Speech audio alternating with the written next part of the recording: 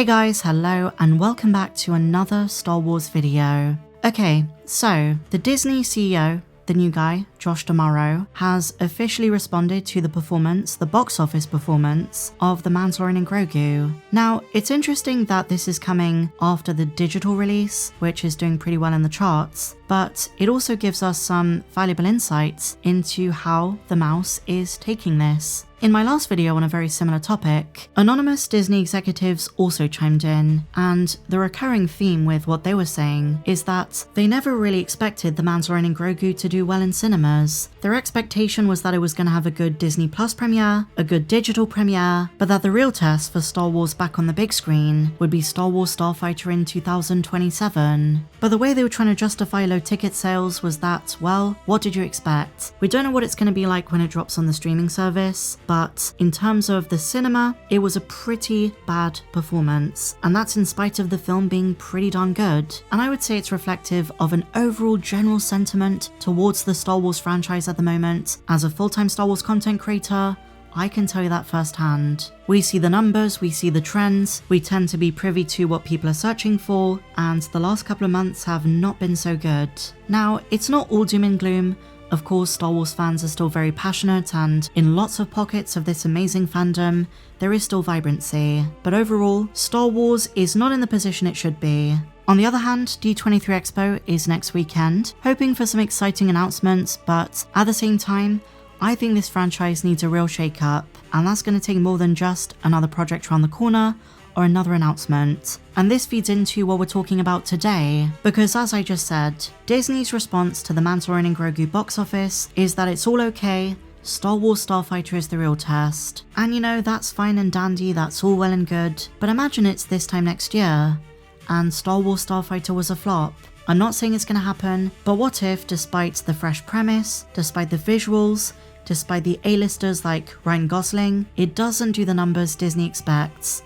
What does Star Wars do then? Because that's when I think things are going to look very, very bad. But what does Josh D'Amaro have to say about this? What does he have to say about the box office performance of The Mandalorian Grogu? This comes from Variety.com, my friends, and they say this. Josh D'Amaro admitted on the company's latest earnings call that The Mandalorian Grogu and the live-action Moana remake both underperformed at the box office this summer, although he maintained that both titles were not outright busts for the studio, as they contributed to merchandise sales, drove people to the theme parks, and more. Here's the quote: "Even when our franchise films don't meet our box office expectations, as with The Mandalorian Grogu, our investments in these core properties fuel other parts of our company." And then he decides to address Star Wars more directly, more head-on, whatever you want to call it, and says this: "The Mandalorian Grogu drove healthy growth in retail sales for the Star Wars franchise, and drew guests to the updated Millennium Falcon attraction at Disneyland and Walt Disney World." And he also says it was good for sales in Star Wars gaming. So despite the low box office, The Mandalorian Grogu wasn't necessarily a disaster for Disney, but I also feel as though this is a very corporate response. I mean, what else would we expect? He's not going to come out and say, my goodness, we f***ed up. But in terms of merch sales, he's spot on. According to Hasbro themselves,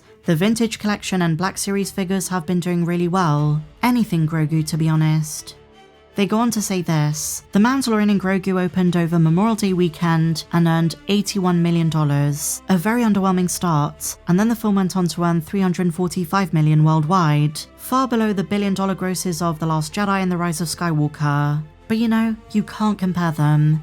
The Mandalorian Grogu was a fun little spin-off. It was not a main saga film. Starfighter is a standalone too, but a very different kind of movie. It's more serious, probably has more connections to what's going to be the Simon Kinberg trilogy." And then, to add to Josh D'Amaro's comments, we have the views of Disney CFO Hugh Johnston, who says, quote, "Theatrical performance is important to us, and we certainly aspire to deliver consistent financial results for our films. But the nature of the film industry is such that it's more of a portfolio game. The good news for us," he says, "is our diversified business helps us basically cover the volatility that comes out of the film business." And he's talking about the value of the IP generally, the fact the parks still make money, the merch sales, Disney Plus subscriptions, re-releases, and so on and so forth. But the problem with this is they're not learning the right lessons. We haven't had a single person from Disney or Lucasfilm come out and say, "This was a misjudgment.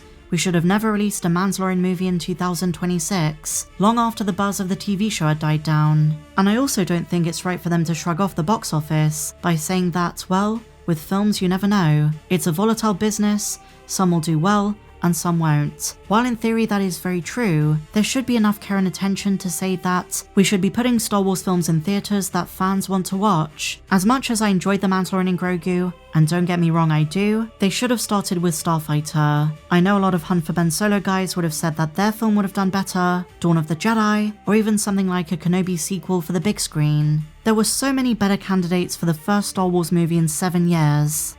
But look, we are where we are. The Mandalorian Grogu is done, it's over, but at least they should have learned some lessons from it. Well, a new rumour suggests they have. In light of the success of the digital release, a new rumour claims that Dave Filoni's movie is going to be turned into a limited series. We heard a similar rumour about a year ago, and now it's back, and it claims Lucasfilm has learnt that the Mandoverse is best suited for the small screen. And so, the follow-up to the Ahsoka show, which I presume is Dave Filoni's Mando crossover movie, is now reportedly going to release on Disney+. But something which the Disney CEO Josh D'Amaro does praise is the incredible success, the record-breaking success, of Spider-Man Brand New Day. And while it is Sony and not Marvel, as Josh D'Amaro notes, the movie is part of the MCU, and the movie's success bodes well for Avengers Doomsday later this year. And he adds, quote, "Congratulations to Sony, Kevin Feige and the Marvel Studios team. It's an unbelievable result, and it's one more example that audiences will turn out in force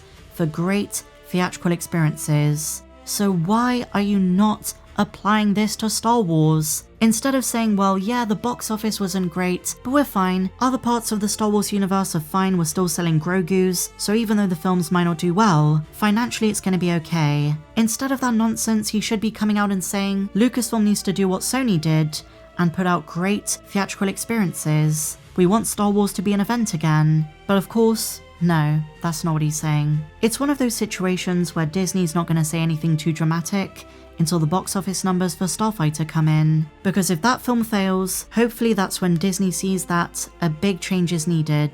In the meantime, let's see how Ahsoka does, let's see how Starfighter does, and if it turns out that Ahsoka Season 2's viewership is very good, it's probably going to solidify that Dave Filoni's movie and other future New Republic projects are staying put on Disney+. So forget what Brendan Wayne said about Mandalorian Grogu 2, I don't see that happening. But what do you guys think? Some pretty big news to discuss in this one.